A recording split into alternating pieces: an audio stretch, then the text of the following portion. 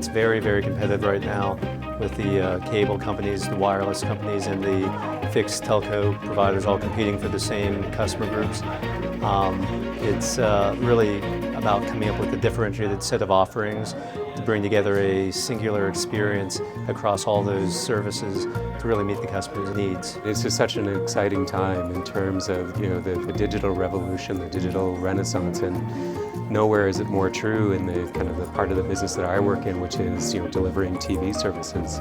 And there's a lot of talk about cord cutting and the end of the pay TV model, but we see it as an explosion. It's more video consumption in the home than ever, and it is what's driving networks.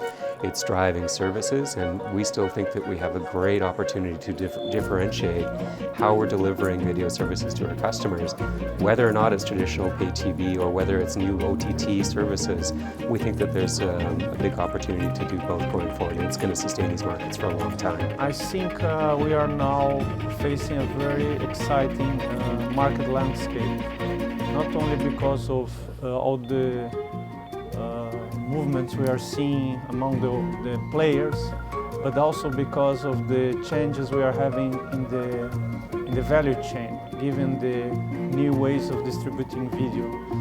So from an operator's standpoint, we need to gain size, scale, so we can have the best possible coverage, both in terms of fixed and mobile, broadband, which is our key asset to bring to the table.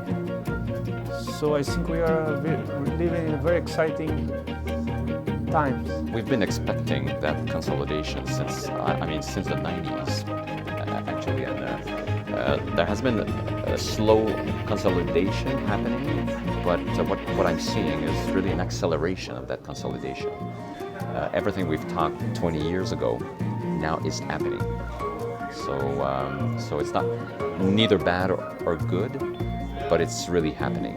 And big companies that were leaders in their fields 20 years ago, we're seeing that some of them are being bought, and it's a totally new landscape forming. Massive changes in the market at the moment, and the challenge for Spark is how do we learn from some of those changes that are going on in the market, and how do we make the most of what those market changes are doing to provide better services to our customers. I think in terms of the vendors and the partners, there's a lot of new players entering the market, a lot of startups, a lot of companies coming from the internet world to play in the broadcast space. We're seeing a lot of also consolidation amongst traditional players and traditional players acquiring new startups. It's hard to kind of keep track of all the different players. I interpret us going to another phase. As technology evolves via disruptions, we had a disruption that created new processing power and new set-top boxes that did all this marvelous HD and so on. Now the technology is being consolidated and solidified. The industry consolidates to increase efficiency and then start waiting for the next revolution. And for those of you that believe this is it, we are old enough to know that there's another one coming soon. The current market landscape is very open at this point in time. We're seeing a big interest in smart cities, smart content, video, camera. We're seeing a lot of interest in smart stadiums. So we're seeing that the Internet of Things is really growing, and we have an opportunity to service the public with many different opportunities for traffic management, water, and just basically an improvement in their way of life.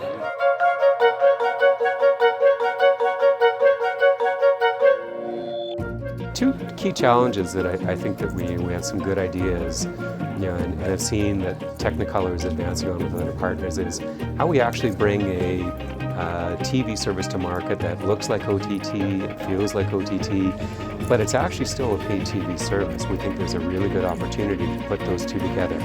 So things like offering your traditional broadcast content, depending on your market, sometimes that's the only place that you can get it. but a lot of people have cut the cord already and they want that content.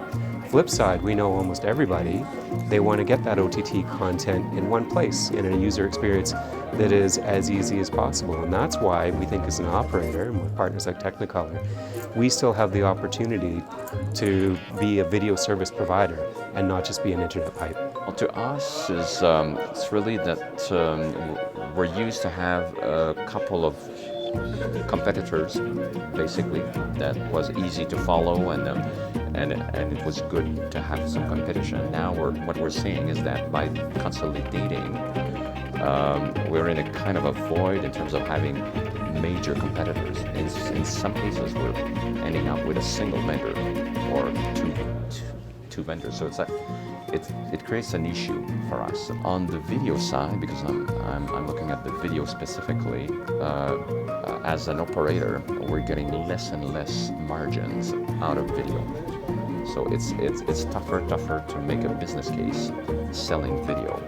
So we need to, and at the same time, we need to invest into new IPTV guides and way to deliver video. So it requires a lot of investment, and we're making less and less margin. So we need to be very, very conscious of where we put our money. So that's an issue for us. The big question for the market today is what's going to be the video and entertainment industry tomorrow, right? What is it going to add? Is the high dynamic range? It is a bigger TV, a flexible screen? Is it mobile? The industry has to find what's the value proposition to the consumers to enable to guide the engineering teams towards what is the next leap. Bring it together so it's a seamless set of services and experiences for the customer. Bring together video, voice, data, and wireless experiences. First key challenge, I think, is keeping up, and the pace of change is so much faster, and we need to be able to respond a lot more quickly than we have in the past. We can't take 2 years to deliver a new set-top box product. We need to be making improvements, enhancements monthly, if not weekly, in terms of improving the customer experience. So that might be small things, but it could be also new features. And so the first key challenge is agility. And I think linked to that is capability. We don't have all the capabilities in New Zealand. Again, we're a small player. And so the challenge is finding the right partners who can actually help us bring together new solutions, get us to market quickly. Two major challenges for us at Spark at the moment are as the needs of our customers and the connectivity in their lives starts to accelerate, how do we provide better connectivity and more reliable connectivity to our customers? That's one of our key challenges for us. The second challenge for us is how do we stand out from the crowd when all of the other RSPs are trying to solve those same issues? How does Spark stand out against its competitors in the marketplace? The biggest challenge is coming up with a platform that would have the capability of bringing in multiple services, multiple areas of interest, and yet have a similar template that we could use with all of them to be able to make it more efficient and make it prevalent for the companies that we're working for and with, and the cities, to have a single user experience, an opportunity for applications that would be very common and easy to use.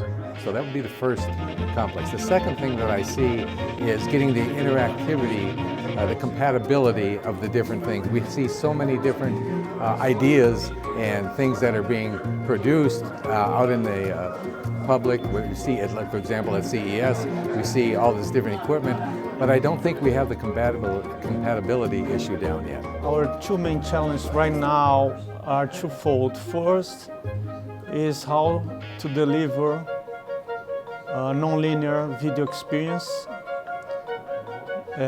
both in terms of quality, in terms of content reach, and user interface and usability.